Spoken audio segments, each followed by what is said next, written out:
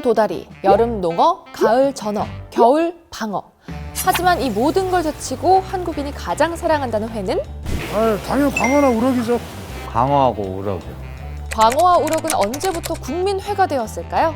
자팍피디아에서 알아봤습니다. 맛있어서인지 쉽게 먹을 수 있어서인지는 몰라도 횟집에서 손쉽게 찾게 되는 게 광어와 우럭이죠. 사계절 내내 어느 횟집을 가도 볼 수 있고요. 2020년 한 조사에서는 한국인이 좋아하는 생선회 1위를 차지하기도 했어요. 응답자 10명 중 3명은 광어를 선택한 거죠. 이렇게 대중적으로 사랑받는 광어와 우럭. 대체 언제부터 회를 대표하게 된 걸까요? 광어하고 우럭은 그냥 시절 때도 그렇게 많이 찾죠. 그냥 서민들의 지금은 다 음식거리가 됐죠. 그냥. 우럭은 예부터 많이 먹던 서민회였어요. 살이 쫄깃하고 머리가 큰 특징이 있죠. 게다가 기름기가 많아서 매운탕으로 끓일 때 특히 더 맛있는 생선이고요. 광어는 육질의 콜라겐 함량이 높고 살이 단단하고 담백하다는 특징이 있어요. 따라서 회를 즐기지 않는 사람도 무난히 먹을 수 있는 생선이죠. 그런데 사실 광어는 지금처럼 쉽게 접할 수 있는 생선은 아니었습니다. 최고급이었죠. 옛날 회장들이 드시는 최고급. 그때는 양식 광어 없었고 자연산 광어만 있었어요. 그 광어가 가격이 지금으로 따지면은 작은 마리 정도 가격? 키로에 한 6만 원 정도 가는 것 정도. 당시 광어의 가락동 시장 도매 가격이 1kg에 23,000원에서 25,000원 했다고 합니다. 그때 월급으로 20만 원을 받던 사람이 10kg을 못 먹었던 거죠. 광어는 흔히 고급 어종이라고 하는 돌돔, 줄가자미처럼 귀한 대접을 받던 생선이었어요. 88 올림픽 끝나고부터 많이 양식이 많이 들어오기 시작했어요. 87년도에 수요까지 생기기 시작했거든요. 그 다음부터는 양식 광어 많이 들어왔죠.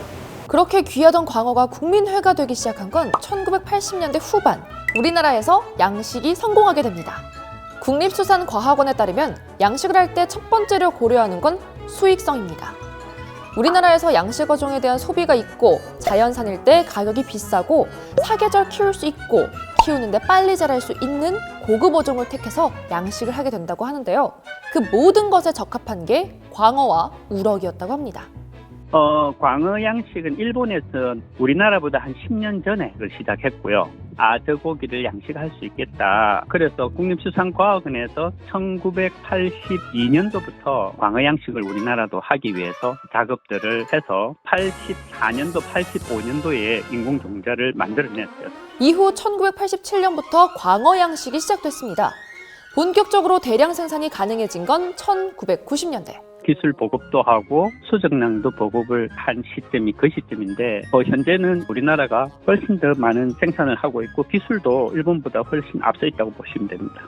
모든 부분에서 세계 1위라고 보시면 됩니다. 우리나라 어류 양식 생산 중 절반 이상이 광어, 우럭이라고 할 수 있는데요.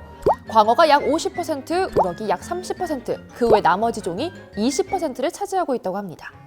현재 한국에서는 광어를 많이 키우다 보니 가축화가 돼서 여름이나 겨울에도 잘 견딜 수 있고 성장도 더 빨라지는 등 핸들링하는 데 쉬워졌다고 해요.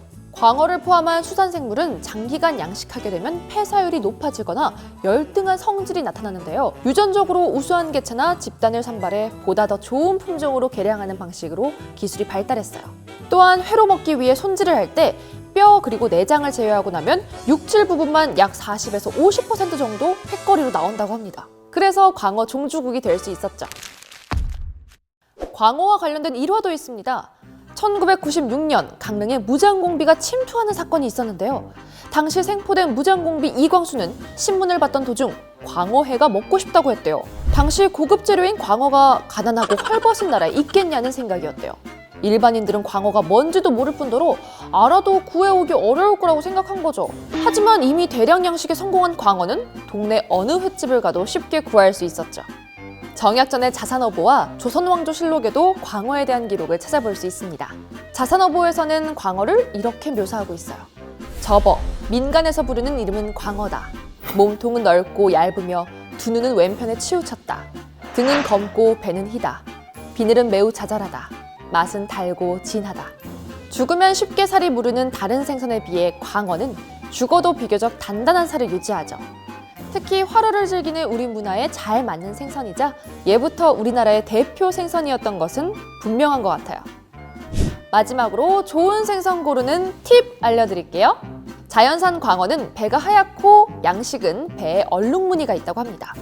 당연히 상처가 없는 것이 스트레스를 덜 받는 증거라 좋은 생선이라고 하고요. 우럭은 눈이 까맣고 또렷하며 피부색이 진한 것이 좋은 생선이라고 해요. 중요한 건 광어나 우럭 둘 다 색이 선명한 것을 골라야 맛있다고 합니다. 우리가 쉽게 접하는 국민회 광어, 원래는 아주 고급 회였다는 걸 기억하면서 오늘 저녁은 광어회 어떠세요?